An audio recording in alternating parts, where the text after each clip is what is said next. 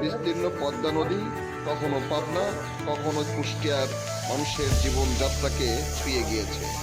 ঠিক পাবনা এবং কুষ্টিয়ার চরাঞ্চলের মানুষ বন্ধুত্বের বন্ধনে আবদ্ধ হয়েছে বিভিন্নভাবে।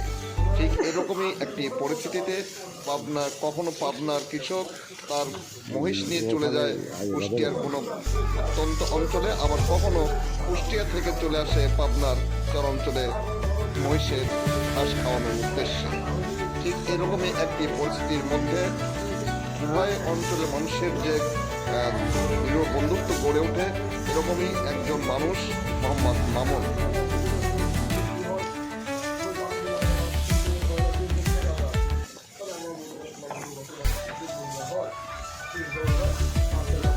রাখালের কাজের উদ্দেশ্যে মামুন চলে এসেছে পাবনার পদ্মা নদীর তীরবর্তী বিভিন্ন চরাঞ্চলের মানুষের খামারে কাজ করার জন্য।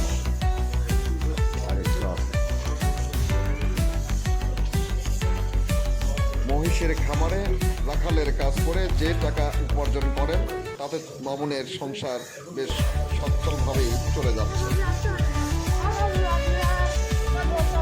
রাখালের কাজ করে সঞ্চিত আয় দিয়েও মামুন নিজের জন্য দুটি মহিষ ক্রয় করেছেন।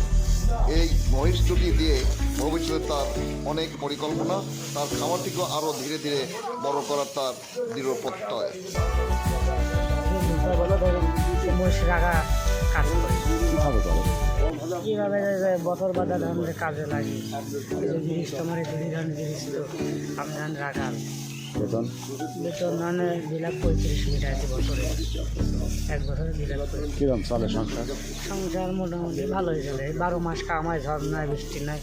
এক বছর বাদে কাম ধান 365 দিনে ধানের বেতন। মহিষ পালেন কিভাবে, আপনারা খাওয়ান, কিভাবে গোসল করান একটু বলবেন? এই যে সকালবেলা ধরুন সকালবেলা ধরুন সারি রাইতে সব বাধা থাকে, সকালবেলা সারি আনে ধান যে এই গুঁড়াই দিয়ে আউর কাটি খাওয়াই। আউর কাটি খাওয়া টাওয়া ধরেন যে খাওয়া যে হয়ে যায়, তখন যে ধান যে নদীর কুলে লিচে নিয়ে যায়, নিয়ে যায় ধান যে শোয়াই রেশ মেশ লিয়াটা নদীর লাভা দিই হাত পা ধোয়া তো আর চিলি, তখন ফাঁকা মাঠ থাকে একটু রাখি লেসে ধান গুঁড়াই দিয়েছে, দিয়ে এখন আবার আউর খাচ্ছে। আউর খাওয়ানোর পর খুদগুড়ি খাওয়া আবার ধানের সন্ধ্যার সময় সব জায়গা বাইরে খেয়ে দেবো। মহিষ পালন নাকি লাভ কেমন? লাভ আগে হয়েছে, এখন তো লাভ নাই, সীমিত মান। একটা মানুষের ধরুন 10টা থাকলে পরে কর্ম করা লাগে না, ওই নিজেই লালন পালন করে ওর ভিতরে ধরো নিজের সংসারটা চলে যায়, এটি আছে বড়। 10টা মহিষের থেকে মহিষ যদি পালন করা যায়, কেমন বছরে আয় করা সম্ভব?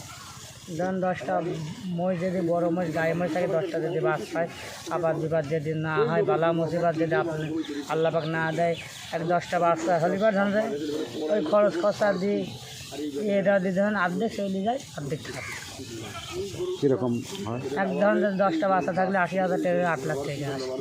এবার সম্পূর্ণ যদি বাসে, এবার 8 লাখ টাকা আসলে 4 লাখ টাকা ওর উপরে খরচ হয়ে যাবে, আর নিজের বেতন আমার 2 লাখ টাকা, 2 লাখ থাকে এরকম। এই ধরেন বড়ো জিনিস হচ্ছে পরে কর্মে যাওয়া লাগে না, নিজেগুলো নিজেই লালন পালন করলে চলা যায় না।